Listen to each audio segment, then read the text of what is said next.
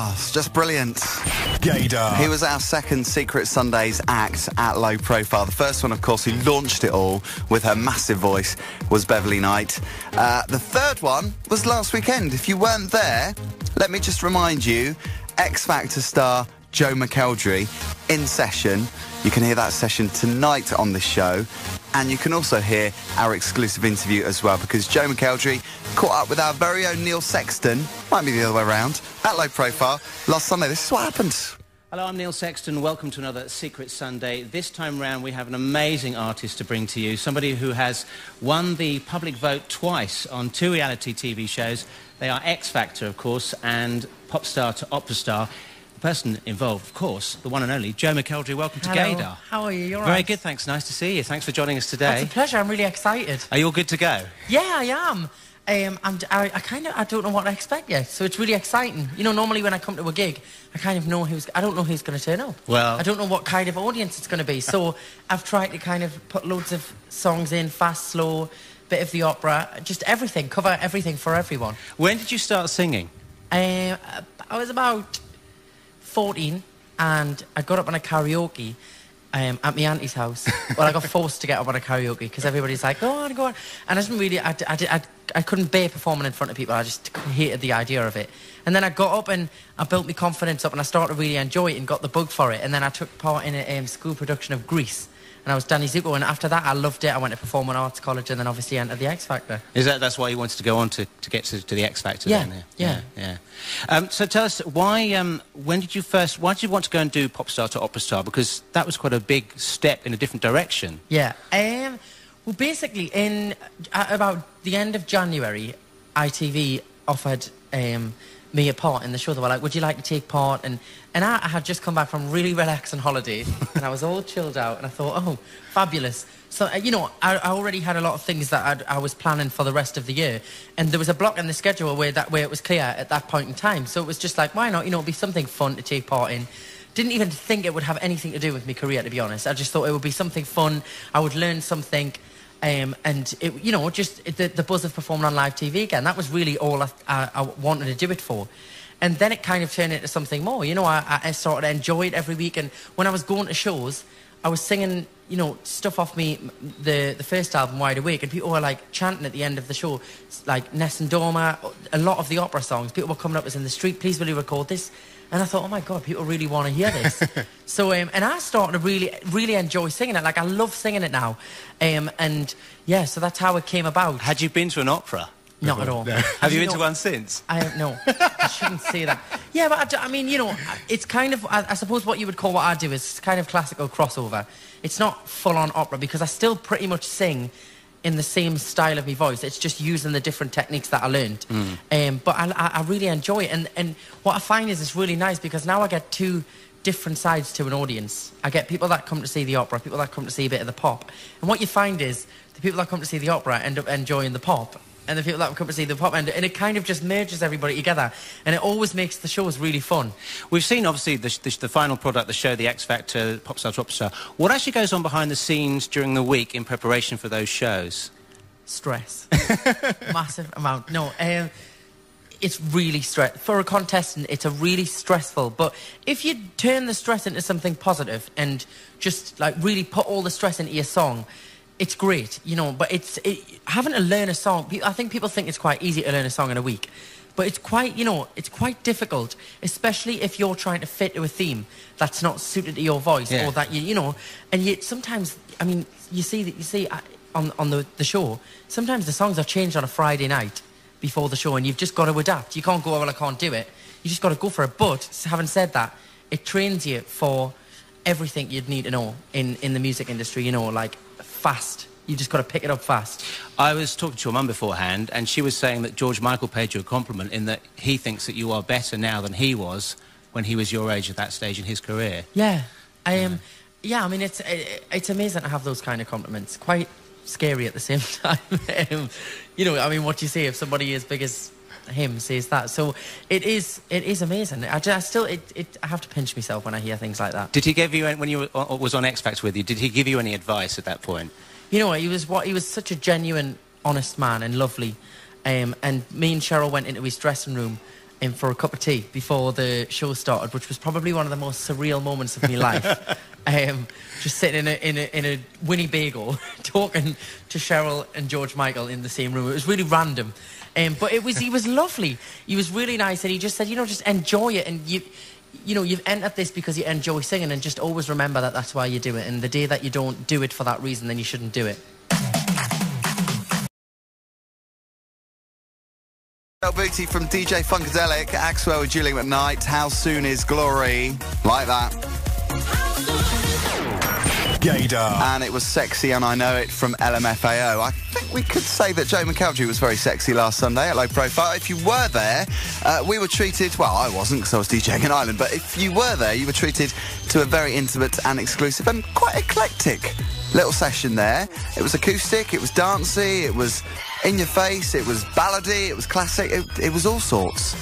I think he certainly gave value for money if you were there. It's only a £5 to go in, for goodness sake. If you are thinking about going next weekend, we have an amazing act.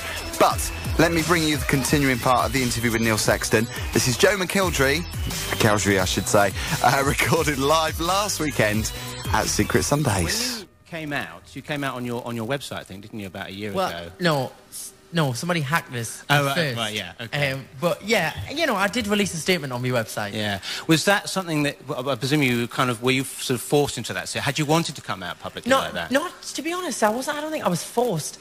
Because when I was hacked, when the Twitter got hacked, it actually helped us, because I was like, okay, I'm actually not that bothered that that's happened anymore, and it kind of, it actually it kind of broke the ice, I suppose, for me to talk about it.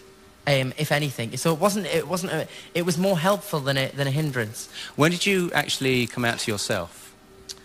I don't know, to be honest. I think Is it a gradual thing? Yeah, I think so. I mean, I think when I came out, it was a matter of weeks where I had been like, right, okay, I know who I am as a person. I'd had a bit of time off, and I'd been recording, and I think that was the time when I was like, right, yeah, this is who I am. I'm going to talk about it, and that was when I was kind of wanted to be honest about it and talk about it.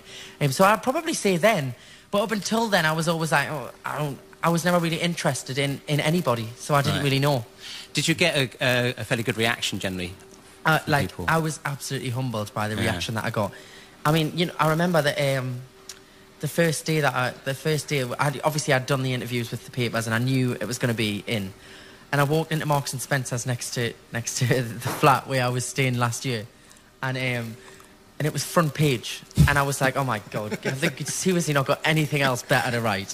That's not front news worthy.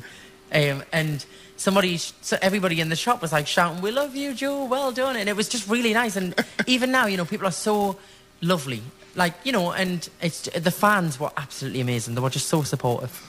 Now, here we are in October 2011, and you've got the new album, Classic, out. It's been out for probably a couple of months now. Yeah. How did you choose the tracks that found their way onto the album? Well, firstly, Dance to My Father. I've always wanted to record that song because I just absolutely love it, and it obviously was the first audition song. I'd sang it before I went on the show, so it was kind of a special song, and it didn't fit with the concept of the first album, which I wanted to put it on the first album. So that was a definite. And then a lot of the opera ones were just kind of songs that I suppose I enjoyed listening to. And, you got Canto de la Terra, Somewhere Over the Rainbow, just classic old-time songs. Solitaire is just fantastic. Yeah, Solitaire as well. Yeah. Just songs that, are timeless. I wanted to kind of put some timeless songs on there. And I've got a Christmas album coming out at the end of the month as well, and it's the same as with that one as well, just songs that people relate to, people know, and it makes you happy, it makes you sad, it makes you feel like, music with a bit of feeling. Yeah. What makes a good Joe McElderry song? Is it something that you can really sort of passionately understand the lyrics? I think it's people listen to music differently. Some people listen to it for the music, some people listen to it for the voice, some people listen to it because of the lyrics. I think if a song should make you feel something. It should make you feel happy, it should make you feel sad, it should make you question something. That's the whole point of it. It's supposed to it's an art. And I think when I'm listening to a song, I always kind of want that moment in a song where you get the shiver down the back of your spine. And when I'm in the recording studio, if I hear the track without anybody singing on it, without anything on it, and I get a shiver, I'm like, okay, I know that this is the right song. And on the Christmas album, I've had it a couple of times where I've heard the track and I've been like, oh, it's like, you know, you get that tingle and you go a bit cold. And it's you know, that's how you want people to feel when they hear it. Is there a tour in support of all of this? Are you going to be out? Yeah, I go on tour on Saturday. Oh, wow. Yeah, I Great. just literally came from rehearsals today. I do a UK tour all around the country, starting in Wales on Saturday, and you can get details of that on www.joemckelderryofficial.com. Always a tongue twister. And what's next for you? You're obviously going to be doing the tour. Have you got any? Where would you like to see yourself in the next sort of couple of years as you go? Well, we've got the Christmas album out on the 29th of November, and then that'll take us right up until Christmas. I'd like to do a bit of songwriting, to be honest. So, you know, maybe take a bit of time to record the next album in starting in January, and do a bit of songwriting, I think, and include some original material on it. And just, you know, I just enjoy performing, and that's where I like to be. Do you find that the pop star to opstar has possibly introduced you to a different audience from the X Factor? Totally. Yeah. Totally different. You know, as well as kind of taking the original audience that were there from the start, along with us, and introducing them to that music, it's opened the door to a whole new audience as well. And to have a show where you've got two different audiences, it makes it really exciting and really special. And for me, I love nothing more than being able to go from a big dance number to a classical song. It's just, I couldn't ask for something better. It just keeps it so fresh. I would definitely say, yeah, it's really good. It's opened things up. And the fact that you have won the vote of the public twice says a lot. That must be really encouraging. Well, I kind of thought people were just going to be like, oh, God, here he comes again on another reality TV show. We're not voting for him. But people, you know, there's nothing, obviously, in my job, it's all about delivering my music to the public and to fans and to supporters. So to go on a TV show not once but twice and get that kind of public acceptance, and the fact that they pick up the phone twice and vote and, you know, like really get behind you is just kind of like the greatest compliment I can get in my job. So Secret Sunday, what are you going to be performing for us today? Well, you're going to get like a snapshot of basically my career so far. You're going to get some of the tracks off the Wide Awake album, some of the up-tempo stuff, some of the classic stuff, a bit of opera, and yeah, and maybe I'll throw one classic in off the X Factor as well. Okay. Well, listen, we're really delighted that you're doing this. Thank you so much. Pleasure. And thanks for talking to Gaydar today. Good luck. No problem.